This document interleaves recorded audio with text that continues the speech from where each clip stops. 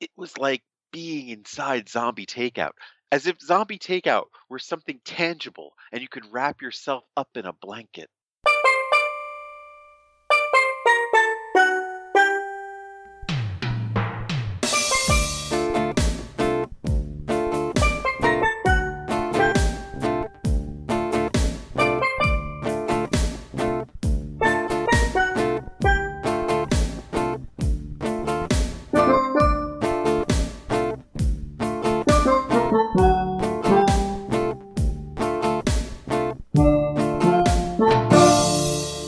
What's up? Welcome to episode 304 of the Zombie Takeout, Zombie Takeout.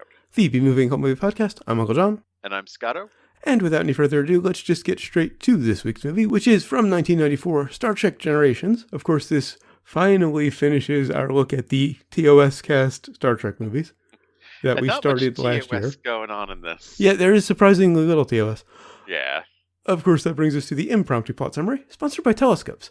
They're how you know that there are big things out there in space, like, say, giant energy ribbons. And also brought to you by Life Forms. You tiny little life forms. You precious little life forms. Where are you? All right, so we begin in the original series time. Kirk is, they are blessing the new ship, the Enterprise B, which isn't it really the third Enterprise? I lost count at this point. I mean, I guess the one in the show was, without a letter. Okay, that's a good point, yeah. I guess the next one would be A, that they trashed in the movies. 3. And then this one, of course, would be B. Okay, so they only trashed the 1 and 3. That's the only one they broke in the first series. Well, they had a Klingon ship. First series of movies. Oh, that's right. They were using that after 3, right. They were using a Klingon ship for a couple movies there. Well, they mostly used that for 4, I remember. And then I think it was 5 they introduced A. Okay. So it only lasted 2 movies. And I guess they blew that up in 6. Mm-hmm. So they begin with a new captain of the Enterprise,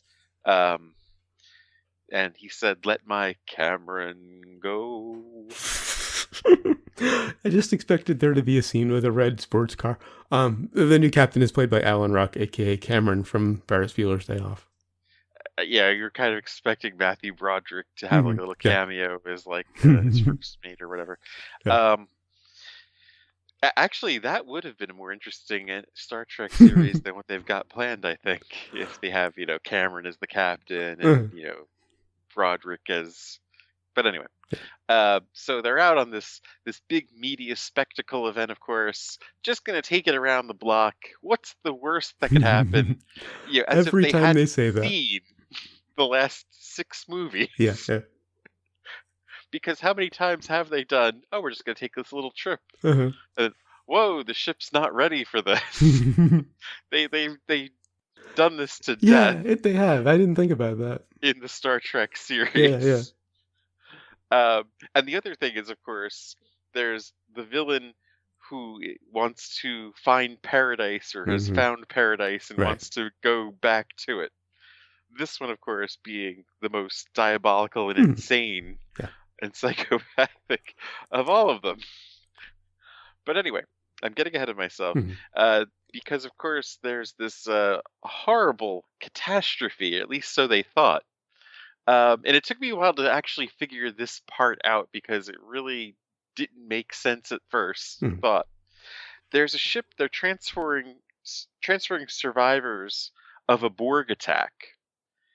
And then there's this weird phenomenon that happens around their ship. So the Enterprise has to come. They're the only ones there, and they need to rescue whoever is, from this thing. It turned out, of course, they were not actually rescuing them. This thing was actually pulling them inside of it. And there were 44 people that they had beamed out. The thing is described as an energy ribbon. Right. So the confusing thing was, they're acting like they lived in this thing before, but the Borg attacked, and then I realized that they were only in it for half a second. Yeah. But to them, it felt like they were in it Yeah. for a lifetime. Yeah. And then pulled out from it by the Enterprise unwittingly. And it was a good lifetime, it felt like. It wasn't like it felt like an eternity, like the old cliche. If you're familiar with the next to the last season of Buffy, it was kind of like her getting pulled out of heaven. Right. So yeah, it's kind of a heaven, but it's kind of boring also. Yeah. Depends on what you're looking for. Yeah. Right. Yeah. The thing is, guys like Kirk, who was one of the people that fell into it, and of course Picard, are not looking to settle down or relax. Right. And they really didn't belong there. So they were promptly removed. Well, of course. Oh, yeah, that's where it gets a little weird. I'm getting 78 years ahead of myself. Right. Because, Kirk gets taken in by the energy ribbon, disappears, presumed dead. Think about this. Kirk got to have 2 death scenes in the movie. And, fitting for a character like Captain Kirk. So why not? And his first one was way better. Both of them were to save the day, I hope there was no one in there, I realized Chekhov and Uhura are the only 2 characters that never really got to have a send-off. Oh, that's true, yeah. Series. Because Bones and Spock kind of did in the last one. Bones was in the pilot episode. That's right, yeah. He walked Data, to the ship. Right. They had a little conversation. That was his send off. Scotty, they found in stasis. In the Dyson Sphere, yeah. Right, and he got his send off that way. I guess Spock made an appearance on the. Spock made a lot of appearances. Well, particularly his scene with Data, which is one of my favorite things ever in TNG. When they talk about how Spock tried to be less human, Data's trying to be more human. Like they had Spock on. I mean, he was pretty much the central character when they were trying to reunify the Romulans and the Vulcans. He was, it was a big part of that. And I guess Sulu had his send-off really in the one before in the Excelsior when he was getting it. He had moved on. He was a captain. Yeah. In fact, that was one of the reasons he didn't want to come back, because they were going to put him back on the bridge of the Enterprise, and he didn't want his character to be demoted effectively. Yeah, unless he was the captain of it. Right. Why wouldn't Chekhov have been the captain? That's a good point. Yeah, he was next in line since Sulu, got another ship. Right.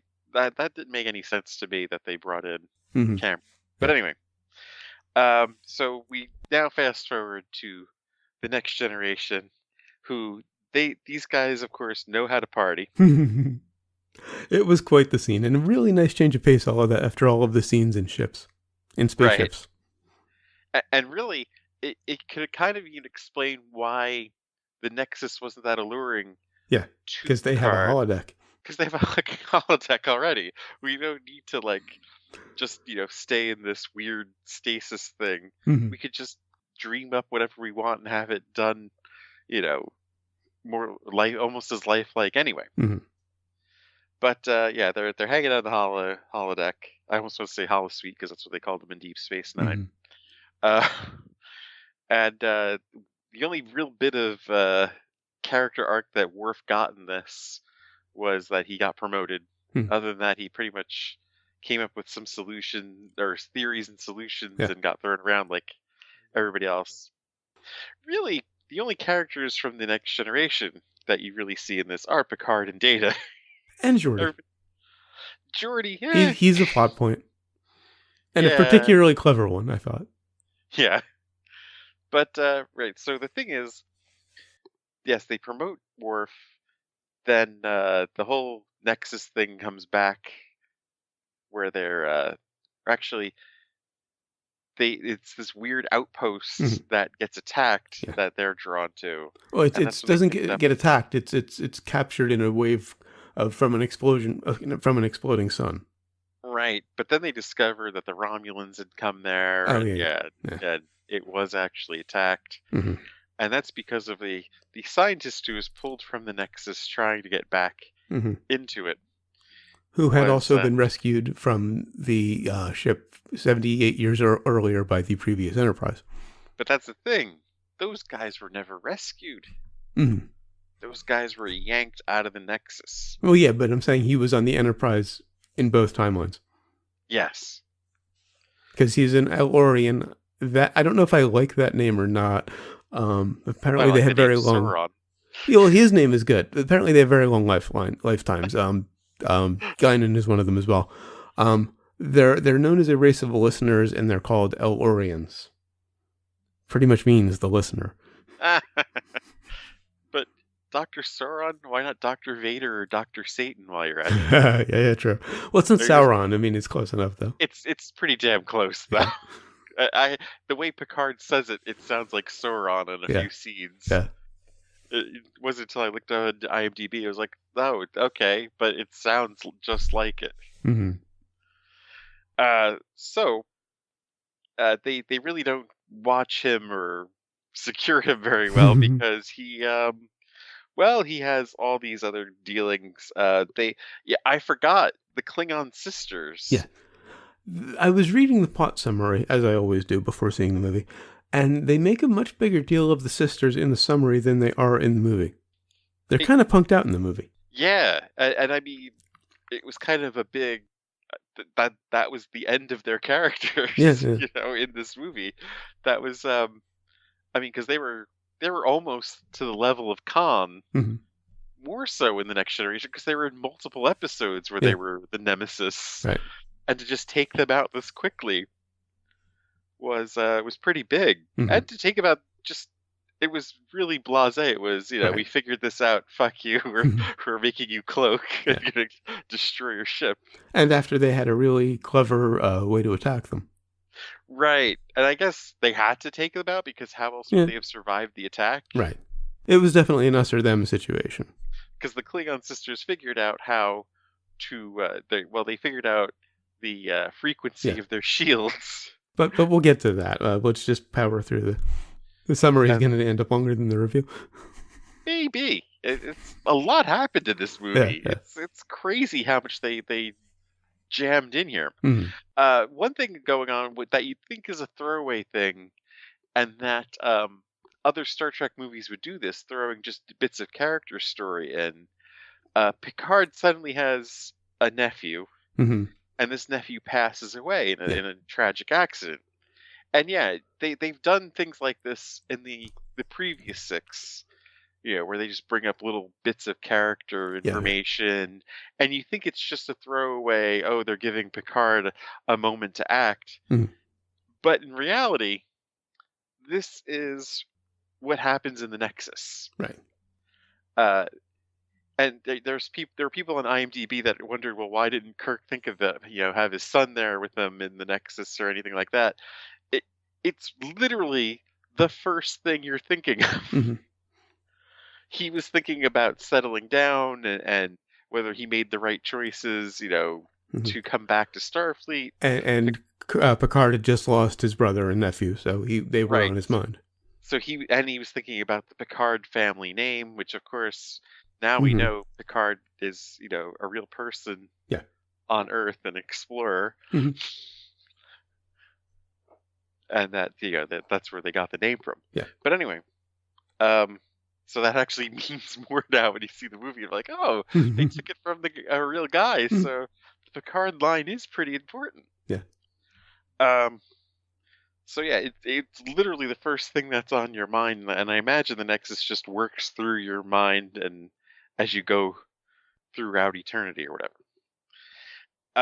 So Picard is mourning, and he's very distant, and you could almost say that's part of the reason why things go south, Like when they come in, and they see that there are no survivors immediately, he just drops out of the red alert. Yeah. I mean, if something got attacked, or if you're thinking that there might have been danger, you fucking see if that person's gone or not. This is Picard not giving any fucks. Right. So he gets a little sloppy, which is kind of like very unusual. Picard, he's distracted. And that's what leads to the Klingon attack and them being so vulnerable and almost losing a few crew members.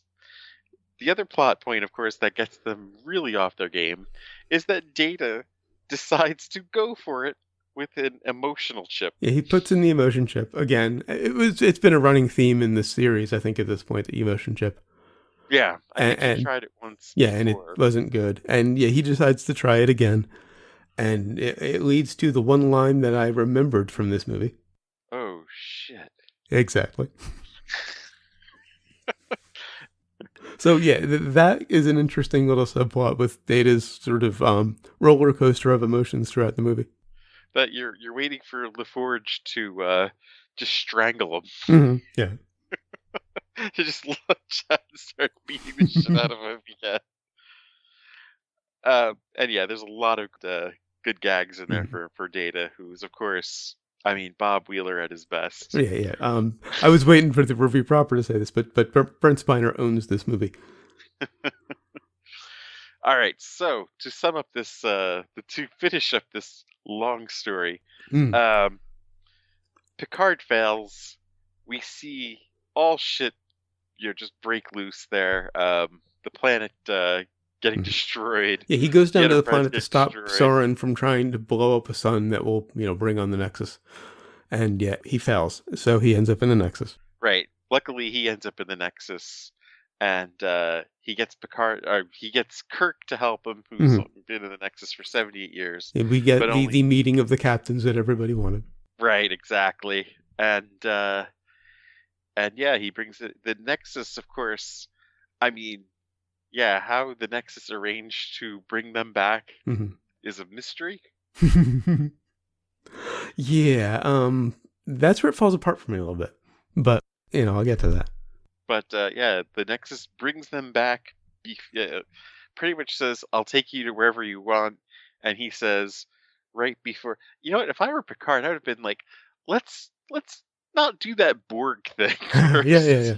Let's go back there first. Let's stop the Borg before they hit the planet. Yeah.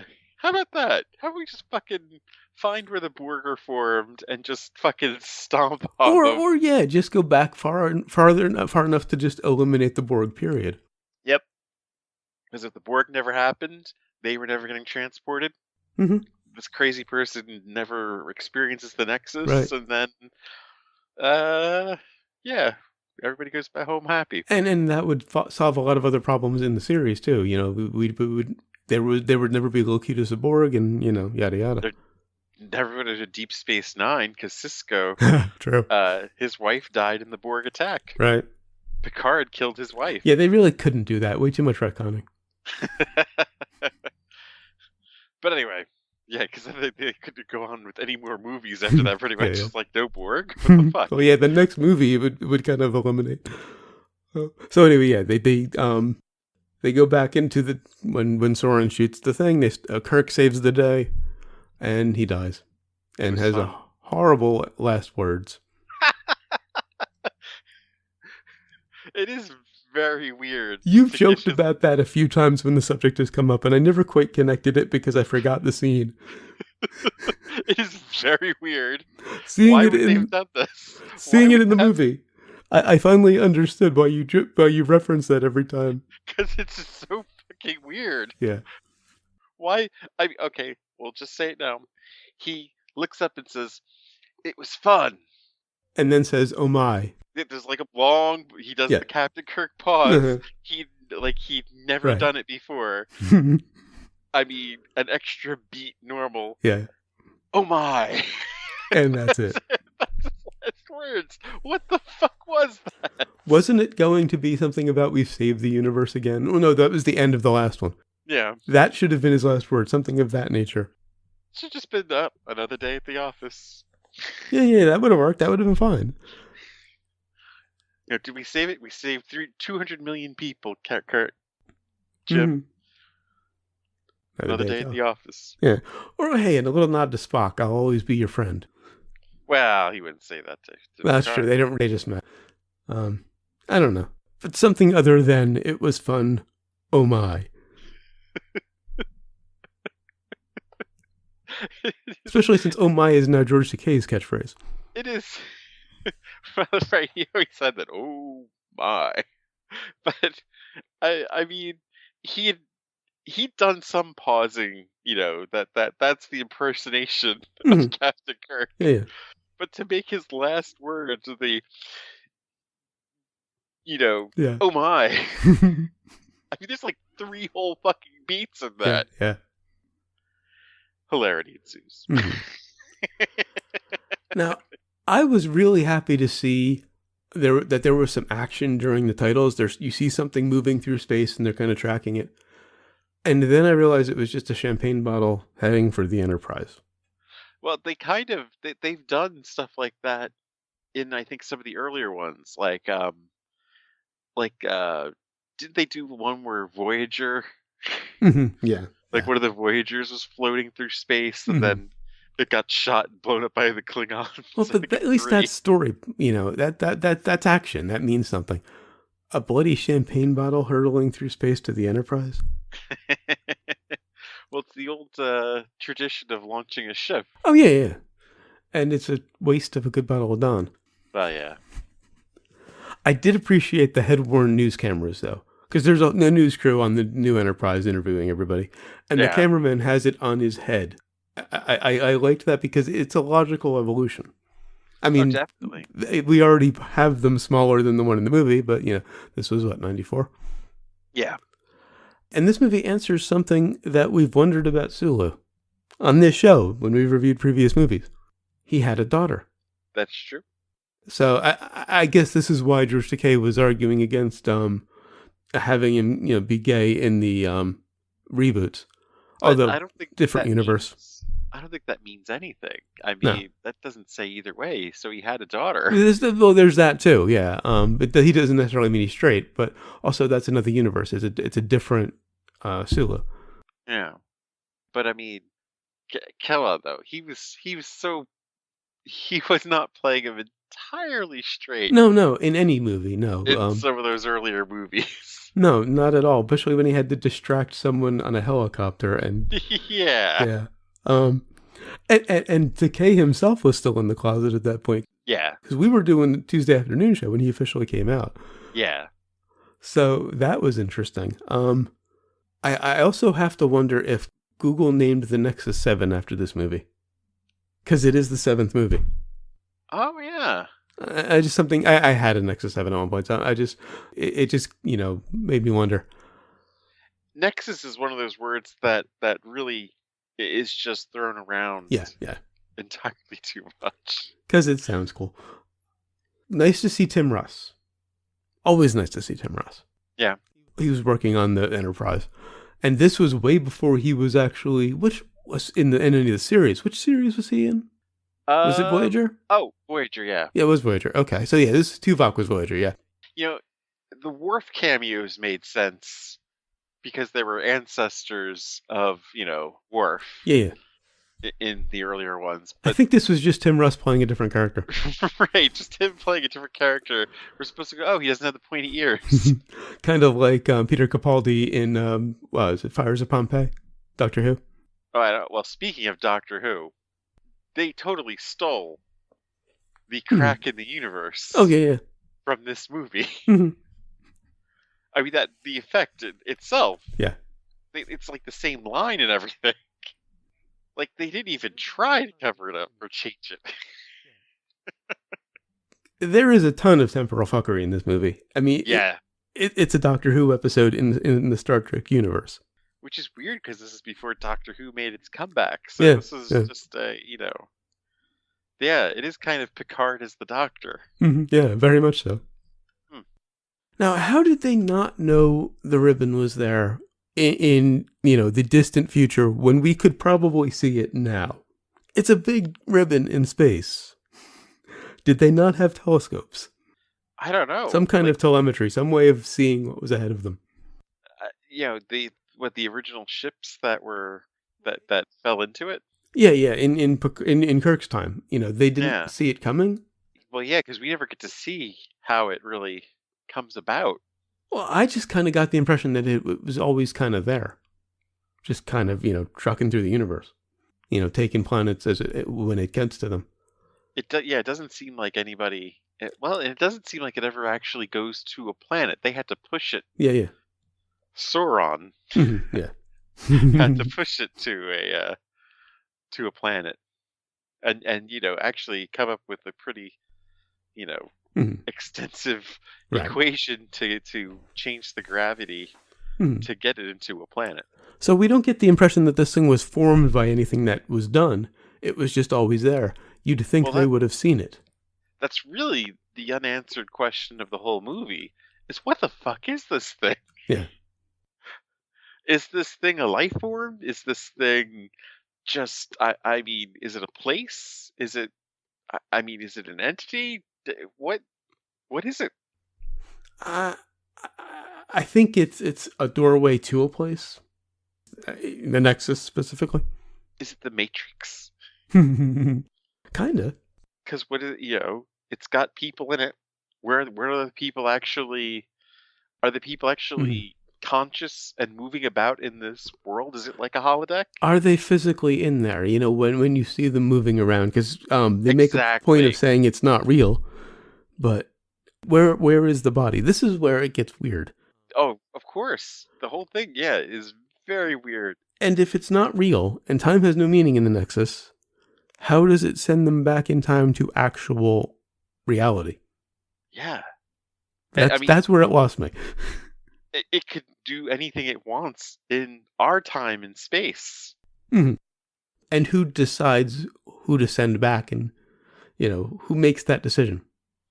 Does the Nexus make that decision? Well, clearly it wasn't letting Picard off the hook. Mm. I mean, that the whole thing of him seeing the sun blowing up in every Christmas ornament kind of was like a wow. It's supposed to be this nice, cheerful thing, and if you didn't have it in context, you'd be like, "Oh, that's a cool looking ornament." But from the scene you just saw before that, you're like, "Oh, fuck!" He's just. I mean, they really don't even mention the fact that there's like 230 million people getting killed. Mm-hmm. But you kind of feel it, you feel the urgency of like, holy shit, how are you not taking this more seriously to Kirk? It's kind of MacGuffin and Deus Ex Machina all in one. Yeah, it is. Which is kind of irritating in hindsight, now thinking about it. But, it's kind of neat that they don't explain it. Yeah. I don't think they could have given a satisfactory explanation for it. I mean, is it like those creatures from the original Star Trek, the cage? Yeah. I guess what they rehashed the pilot to make, where you're just living in this fantasy world, for the rest of your days, and they're studying you. It would actually have made more sense if they said it was kind of like a living Matrix, where it takes a person in and it kind of lives off of their thoughts. How awesome would that have been if they? I think they're the Telosians. I forget. Yeah. Yes. The guys with the giant forehead heads. If they had just brought those guys back and it was like, oh, by the way, this is ours. You like what we did with it? Right. We're still trying to study you, assholes. And now, I completely forgot that this was Guinan's origin story. Yes. They had talked about her surviving a Borg attack. And, it was very. They never really were straight with what happened after the Borg attack. And it's the one time I've kind of liked the character. Because I never liked Guinan. She was just kind of the Isaac of the Enterprise. Isaac Loveboat Isaac. Right. She didn't really do anything. She was just kind of, listening to people, which, they're listeners. But, she didn't really serve a purpose. In this, she serves a purpose. Yeah, well, they couldn't get her for every episode, of course, so they only worked her in every now and again for scenes where people had problems, and even though they've got a ship's counselor, which, the guys back in Kirk State didn't even fucking need. And yeah, Troy does about as much in this as she ever did in the series. She just, looks kind of constipated at times, and that's about it.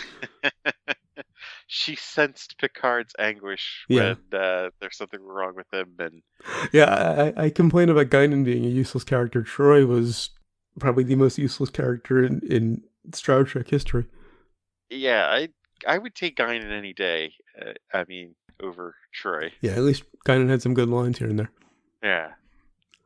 I did like the holodeck gag when they switched to the TNG crew. Oh, yeah. Because it was just a nice change of pace to see something planet side, even though it was a holodeck, because there had been so much in ships at that point. Oh, yeah. Yeah, the whole thing was black. Yeah, much like when they went to the planet when Kirk first confronts Soren. It was just nice to see daylight.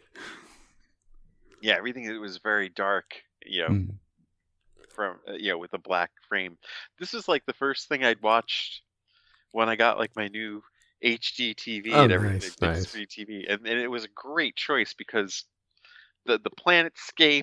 I mean, and of course, one of the stars of the movie, of course, the crashing of the saucer section. Yeah.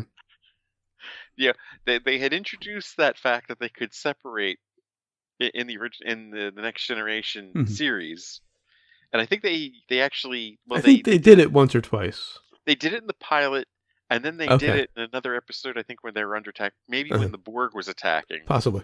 They had the saucer retreat and the bridge, and the engines, fight. Yeah.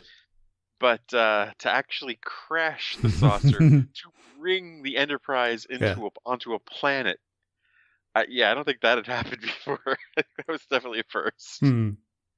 Now, as I said before, Brent Spiner. This is Brent Spiner's movie. The two captains are just in it. Because, I mean, this should have had in 94, 95, for your consideration with just a picture of Brent Spiner in makeup. Because he does everything. He hits every emotion. It's basically every possible character you can think of. I was half expecting him to pull out the Bob Wheeler voice.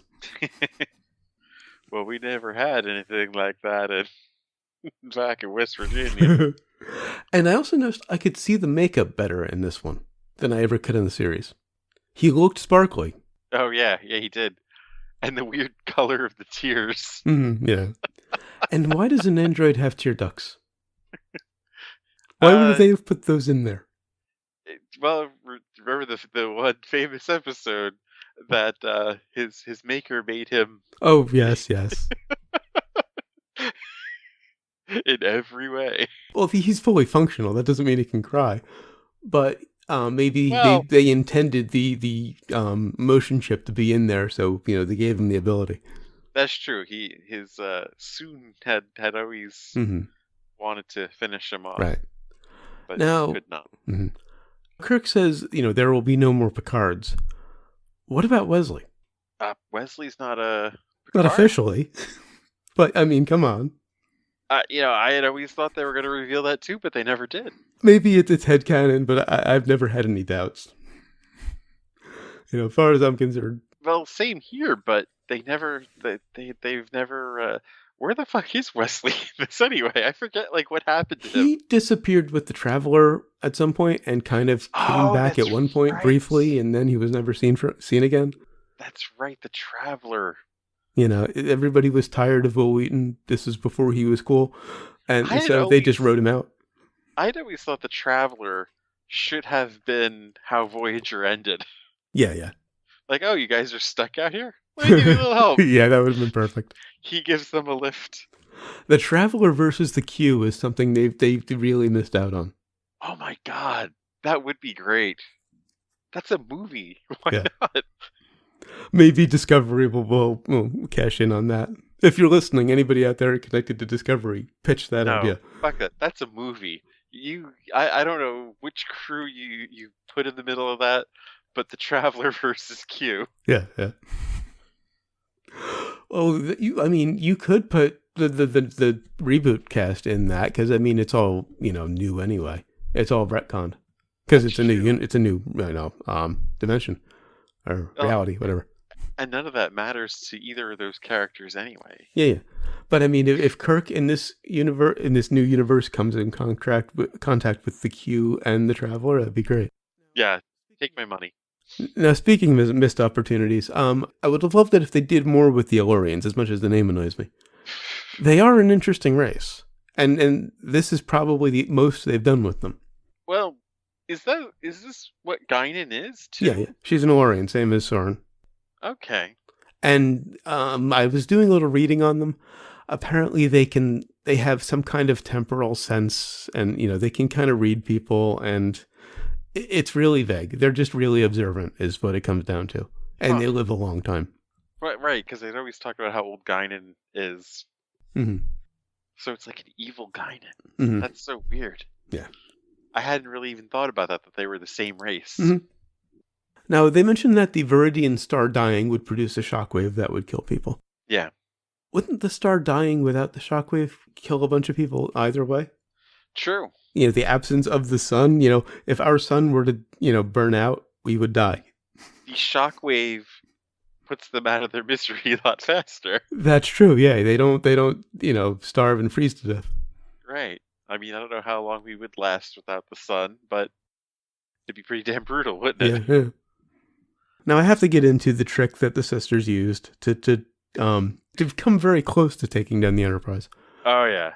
They took Geordi hostage, and they messed with his visor. That's all you know, is they had his visor off of him for a while. In fact, Soren has a line about how his heart wasn't in it. Apparently there was a deleted scene where he was using some kind of nanotechnology to actually speed up and slow down Geordi's heart to torture him into talking. Huh. Well, really, it's Soren that came up with this way of them getting his getting the information out of. They bug his visor. They put a camera in his visor that they have the feed for. They somehow get it around the transporter too. Yeah. So when he goes to engineering and looks at the console, they can see the frequency of the shields. I mean, the transporter issue notwithstanding, which I didn't think of, still a very clever trick. I'm sure there are ways to get around the visor too. I mean, considering the visor is kind of a camera in itself. Right. Yeah, they might have just, taken a feed from it somehow instead of putting a camera in it. Yeah. But it was just a nice piece of almost social engineering instead of a big complicated way to do it. It goes back to the whole, finding the override code for yeah conscience. Right.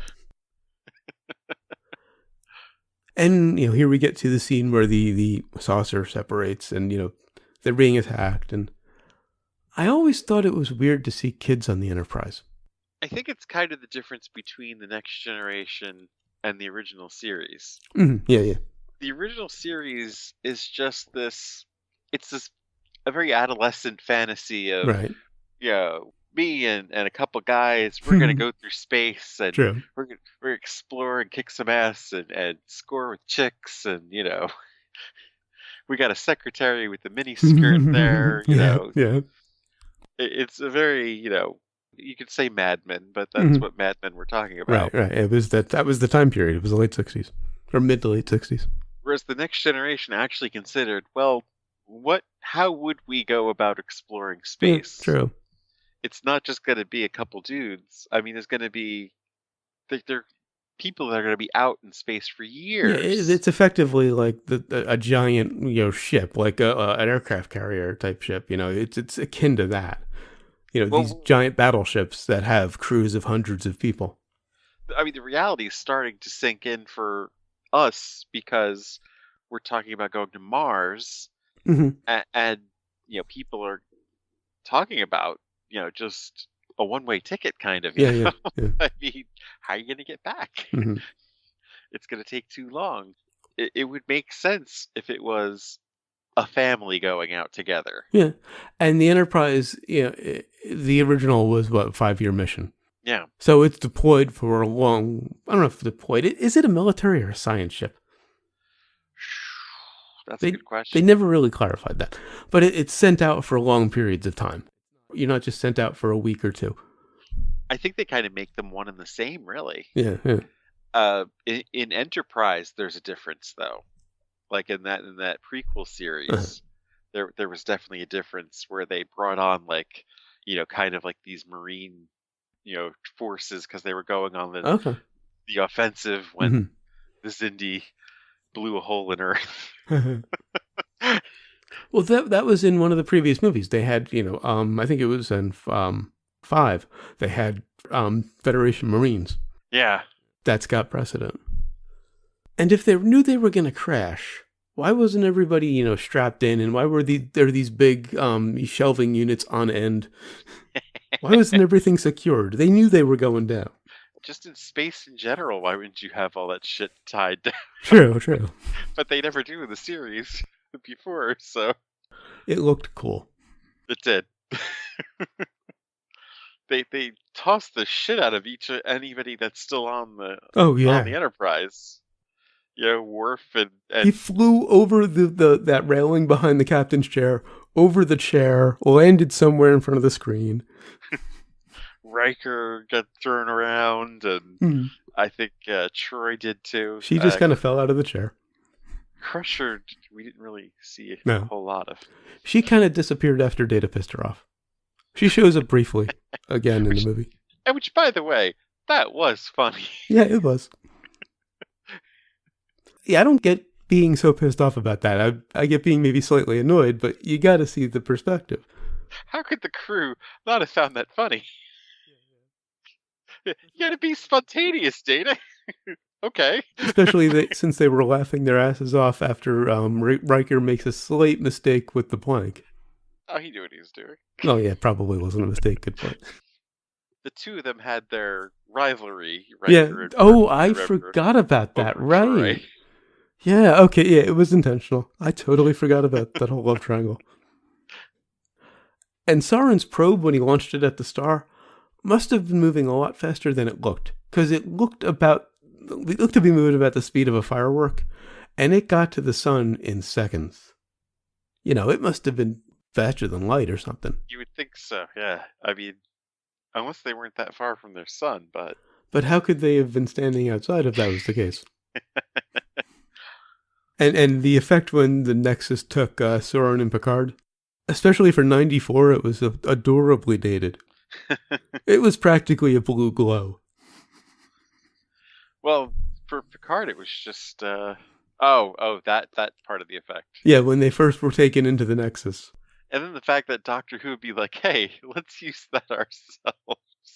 Yeah, well, the idea of the Nexus itself, yeah, they'd obviously ripped that off. But with the scene when there's effectively zapped off the planet, it's this very 80s looking kind of neon thing. But that's the crack in the universe. Yeah, For a whole season. Yeah, they definitely ripped it off. It was even the same shape as the Nexus. Yeah. And at first I thought that Picard's Nexus happy place was the 19th century, because it looks very 1800s. Right, he has this whole Victorian Christmas. Until I noticed the collar on his nephew's shirt, which is very, Star Trek. Yeah. Very 90s banded collar sort of a thing. Well, yeah, you kind of get the impression that his whole fantasy was a combination of things, because it was his nephew without his brother. Yeah, that's true. And then this family that didn't exist. Yeah, he apparently had kids in this fantasy. Now, what would have been cool, maybe if he'd brought back, like, the woman he spent a lifetime with on the one planet, and, like, I can't remember the name of the episode, but... This is the one where he had the flute? It was like a probe, and it was a planet that had died out, and they sent pretty much their memories in this probe, and so it knocked him the hell out, and he lived an entire lifetime on this ancient planet with a wife and kids and everything. And I think this movie also establishes that he is English, because there was some debate about English or French. No, I think they always had him as English. He was always English? Okay. Because the name... The name is French, of course. Yeah. But I thought there was some point where they actually made him French. Although, the real Picard... I forget what nationality he is. Well, the name is obviously in French, but the guy, I don't know. I did like how Kirk realized the Nexus wasn't real. Oh, yeah. He was, in this memory where he was riding a horse, and he jumped over something, and he said that every time he's jumped over it, he's been terrified, except for this time, because it wasn't real. And the captain advice was great. Kirk telling Picard never to retire. Stay on the bridge, never move to another ship, never become an admiral. Oh, the real Picard is Swiss.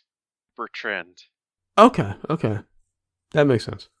And if fictional Picard was Swiss, that could have made sense too, because that's kind of, indeterminate. It's indeterminate. It's kind of like Belgian. You don't really know what it is.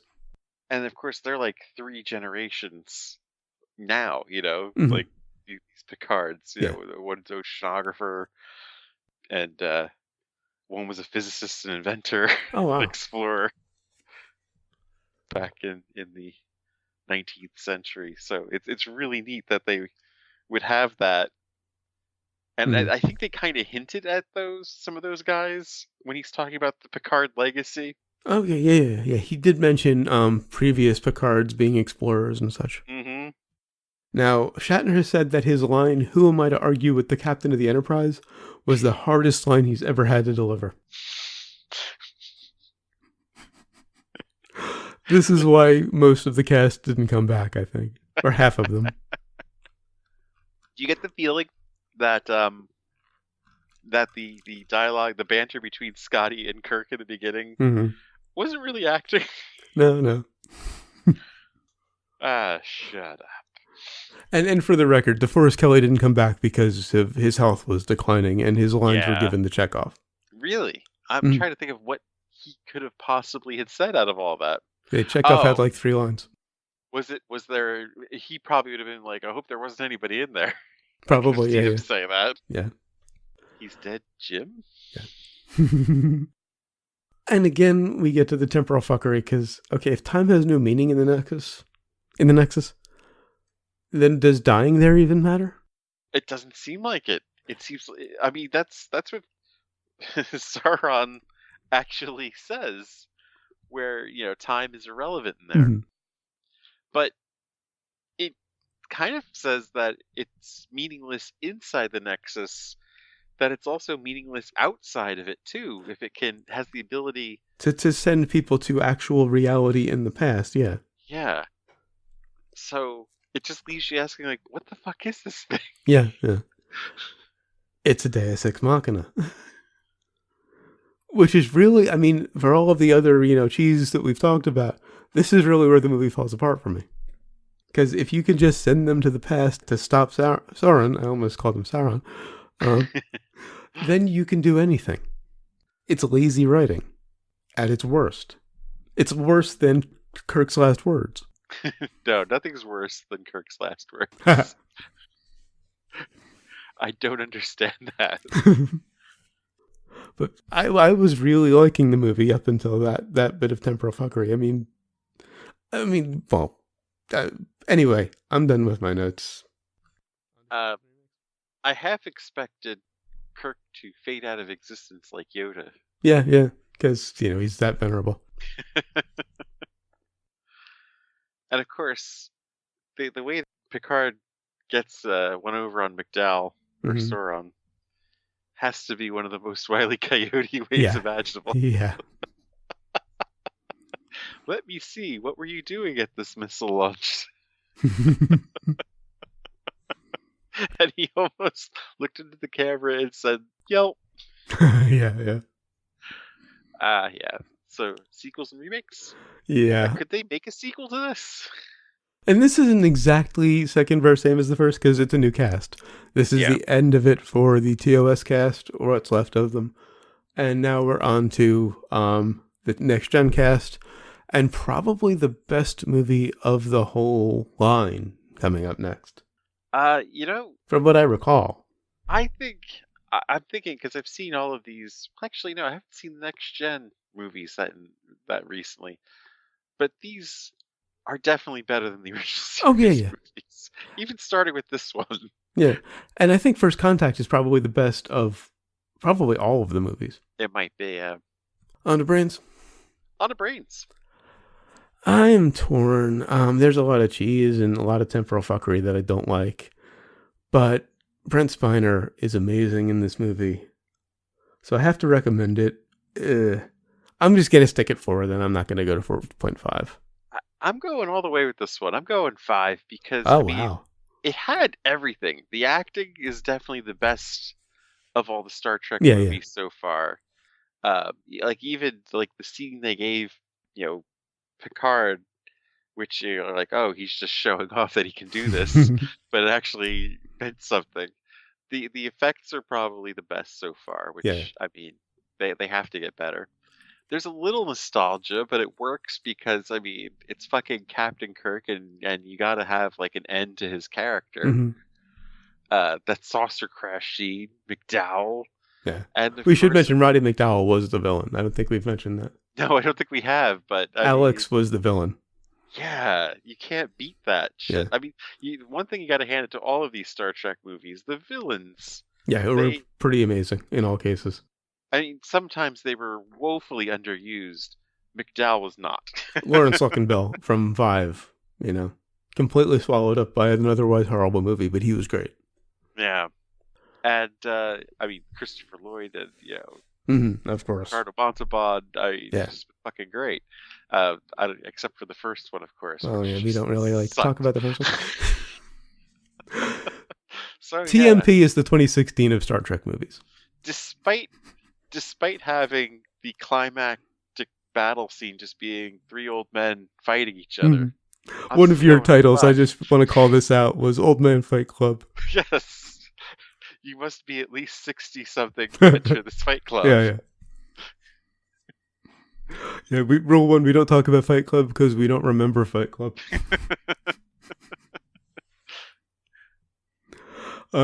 So what have you learned? I just wanted to tell Sauron, was Wisconsin really that bad? And I learned that you should never underestimate a Klingon. Also, I think the odd number, even number Star Trek theory is This breaks full of it, but this is technically a next gen movie, so it kind of breaks it. Incidentally, bit of trivia that I totally forgot about.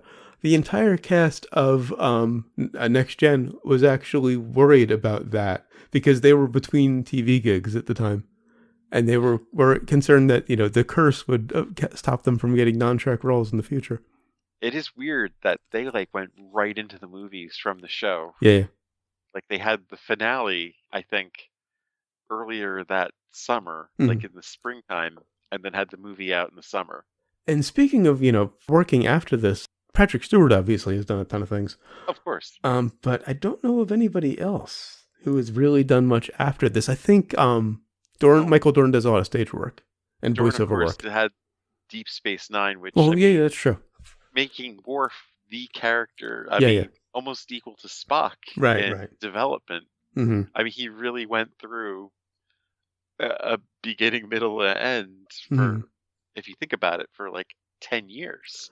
But beside Patrick Stewart, I can't really think of any of the main cast doing anything really well known outside of Star Trek. Except for Michael Dorn again, who does a ton of voice work because he's got that voice. Sure, that voice. Well, of course, there's always Crusher. What has she done? I'm thinking Wesley. Oh, yeah. Will Wheaton, of course, become king of the internet.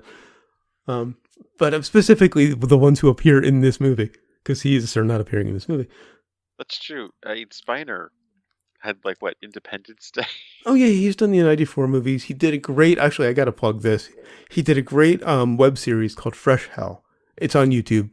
We'll take a look for it. They did a couple of seasons. It kind of just stopped. I think they probably lost funding or something. And he did the voice of Conan O'Brien in South Park's Bigger, Longer, where Conan kills himself. To which they showed the clip to Conan, and he's like, oh. Jonathan Frakes directs now. He pretty much went straight into directing from the Trek movies. Yeah. Marina Sirtis, of course, nothing. She's kind of the DeForest Kelly in the bunch. Yeah. Well, I don't know if I want to give her that because Bones was amazing. Oh, yeah. Bones is awesome. I don't want to taint Bones by saying Troy was the Bones of this cast. Well, we did a Star Trek parody back in the day. Mm-hmm. One of the things was, it was, them playing different characters, except when it came for DeForest Kelley, Dr. Leonard McCoy as Dr. Leonard Well, yeah, McCoy. true, it was. But if there's anything reviewing all of these movies has done for me, it's given me a great appreciation for McCoy. Yeah. I never really appreciated him before. He's the only wise ass in the whole thing. Yeah. Everybody else is just so straight-laced. He's the guy like, oh, you gotta fucking do this shit. Actually, a few months back when there was that whole, pick 3 fictional characters to represent you thing going around, I actually ended up picking McCoy as one of them because I'd watched all of these movies and realized how much I connect with him. What is it with you anyway? That's the only bit of the line, but it's so fucking hilarious. Yeah. He delivers it. And is it Keith Urban? No, Carl Urban. Keith Urban's the country singer. Carl Urban doesn't really do it justice. No, it's probably my one criticism of the reboot. They relegated him to just the kind of a background character. Yeah. And I guess they had to do that because they were making Uhura a main character. Right. Yeah. They couldn't have too many mains. Yeah. So something had to give, and unfortunately, but you know what? He was never going to be able to do DeForest Kelley.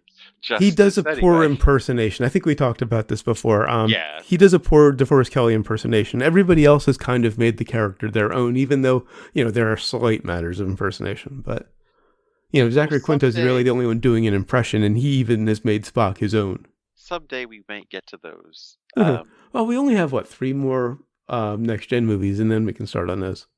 Yeah, or is it 3 more or 2 more? 3 more. First Contact, Insurrection, and Nemesis. Oh, I forgot about Insurrection. I probably only remember it because I saw it in the theater. It's one of the few I've seen in the theater. I think it's the only next-gen movie I've seen in the theater. I have not seen the early ones in the theater, like 1 and 2. Yeah, the only other one I remember seeing in the theater was TMP. I think I've seen all of them from 4 to, actually, I have yet to see Beyond. Well, no, and I just realized, the other one I saw in the theater, the third one was last one, was 6, because we saw it together. I totally forgot about that. That's right. Yeah. Anyway, until next time, when we'll be reviewing The Hebrew Hammer. Our final movie of the year. Yeah, this is our Christmas movie. Of course, that means we'll also be doing our top 10, and in my case, bottom 5 of the year, because I couldn't come up with 5 movies I didn't like this year. Is The Hebrew Hammer 5 really more, I should say. Our Christmas movie? Oh, fair point.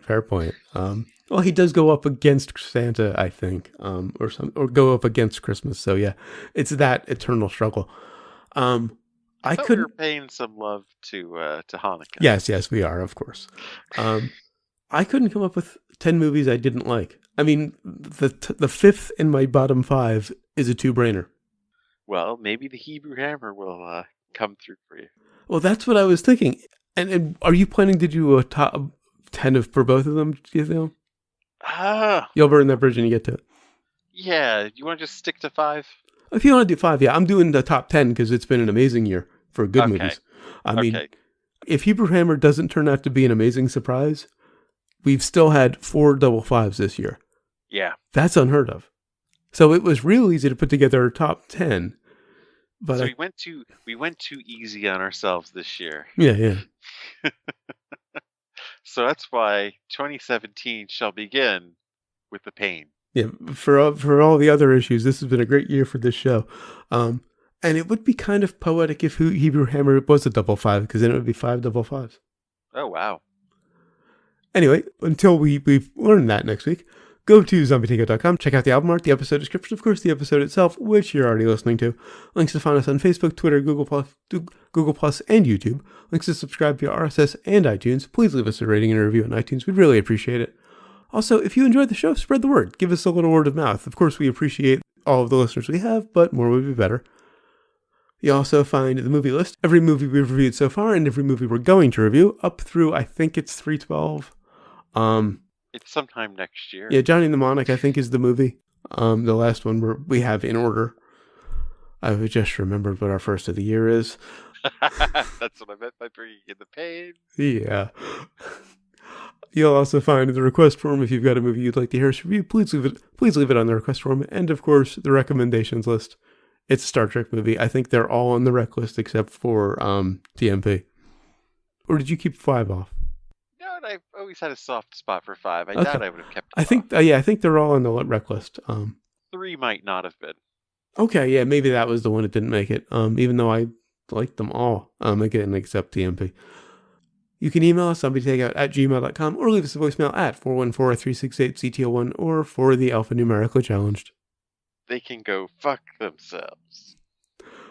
I expected a long Shatner pause there. Oh my.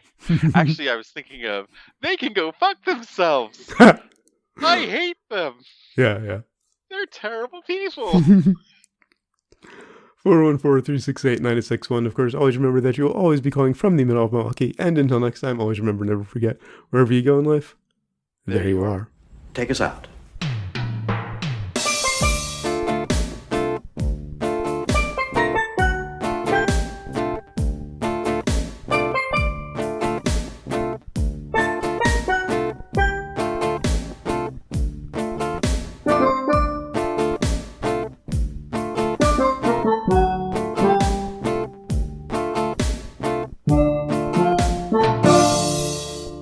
Kirk says, there will be no more Picards. I'm sure there are ways to get around the visor, too.